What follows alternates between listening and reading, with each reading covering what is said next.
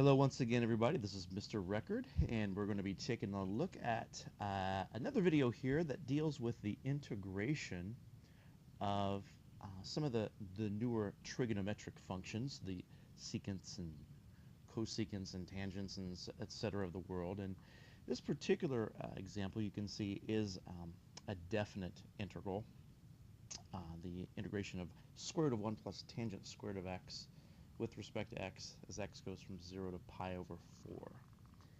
And the very first thing that we need to do is kind of look back at some of the integral formulas that we have at our disposal, and we'll see that yes, it's perhaps quite likely that one of those is going to be utilized. And initially you have a problem with this in that you really can't figure out what this thing is going to be equivalent to, because it doesn't look like any of those basic trig integrations. But if we get really close to this, and this 1 plus tangent squared of x, we perhaps might be able to recall a trigonometric identity. 1 plus tangent squared of x is equal to the secant squared. Now you would just have to go back and look at some of your trig notes to reacquaint yourself with that identity. So then we can just rewrite our integral such that we're dealing with the square root of the secant squared. But then we have another problem in that we still have a little operation here to take care of. This square root is going to have to take effect. And we think about, what is the square root of something squared? Well, the square root of the square root of secant squared technically is the absolute value of secant. Now, if you were thinking, oh, I didn't remember those absolute values, well, you're going to be quite okay, because since our domain in this particular definite integral is running from 0 to pi over 4, we're guaranteed that the value of secant is always going to be positive. So no harm is done if you forget the absolute values in this case. And typically speaking, a definite integration problem such as this isn't going to require the absolute values to be there. And then if you go back and look, we have a formula for the integration of secant to be this funny natural log that I'm about to write. Secant of x plus tangent of x inside of absolute values. Take the natural log. And then, of course, we will evaluate this from pi over 4 upper bound to 0. So we'll need to plug those in. So we'll take a moment and we'll rewrite the integral, replacing x with pi over 4 and 0 using the first fundamental theorem of calculus.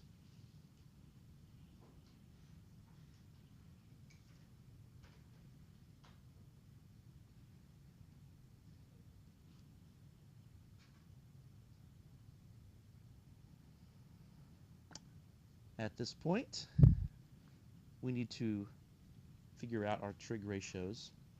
First one being the secant of pi over 4. Typically, some students aren't so adept with working with secant, so you could simply rethink secant of pi over 4 to be perhaps the 1 over cosine pi over 4, and that might be a little bit easier. The cosine of pi over 4 is really can be expressed 2 different ways. Radical 2 divided by 2 would work just fine. But I think I might, in this case, use the 1 over radical 2 version, because once I divide that into 1, I'll just flip that denominator and I have something real clean and nice. It's just square root of 2. But square root of, 2 divided by square root of 2 is also the equivalent to radical 2, you would find out. I think the rest of these are a little bit easier. The tangent of pi over 4 is equal to 1 over 1, or just 1. And secant of 0, well, once again, I guess you could kind of go back up to this logic here, and we could just pretty much take what we've got, but eliminate the pi over 4, kind of erase the results from that, and plug in 0 into that position. So the secant of 0 is nothing more than 1 divided by the cosine of 0. And we know that the cosine of 0 is going to be 1. So therefore, the secant of 0 is going to be 1. And a tangent of 0 is 0. Pretty easy one there.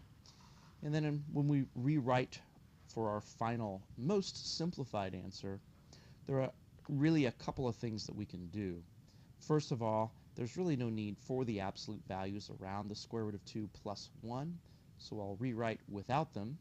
And I'm also going to do something a little different here. This is just my personal taste, but I like to lead off with, say, the constant value that's not within the confines of a square root, just for clarification's sake, so that we know what's under the radical and what's not.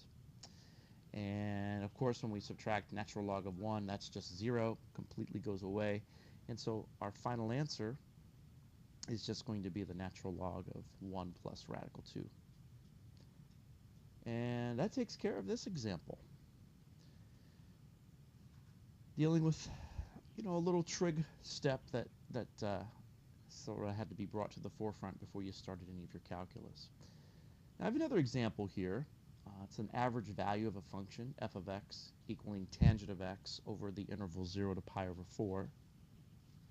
So we're going to pretty much utilize the same types of formula here. The integration of tangent of x is going to come to the forefront. But before, we have to kind of remember what it means to be an average value of a function. And if you want to think about that as having a formula, it's certainly fine. 1 over the b minus a, where b and a are the rightmost boundary and leftmost boundary respectively.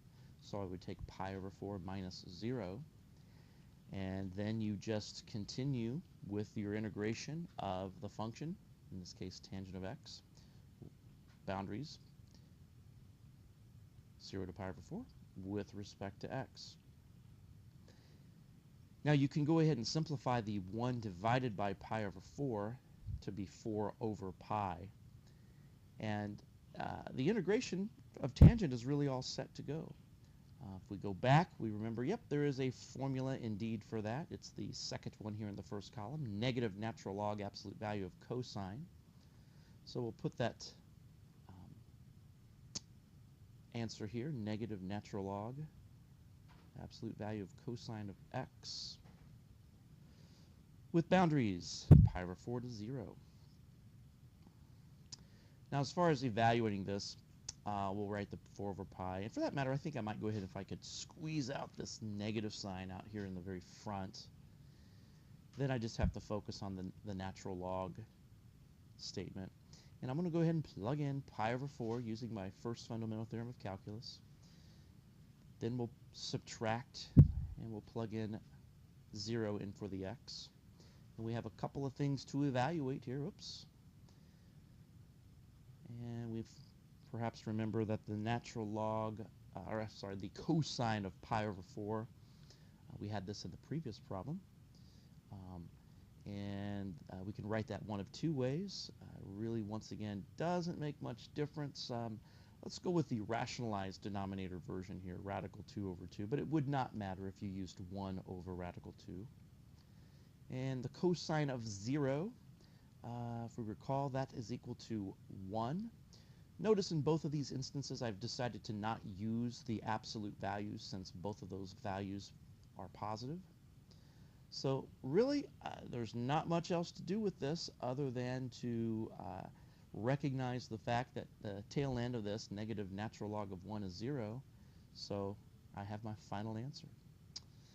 And again, you've got two really nice examples here that utilize a couple of different versions of the integration formulas for the trig words, and you got a nice little reacquaintance with the average value of a function. So anyway, hope this helps. See you next time.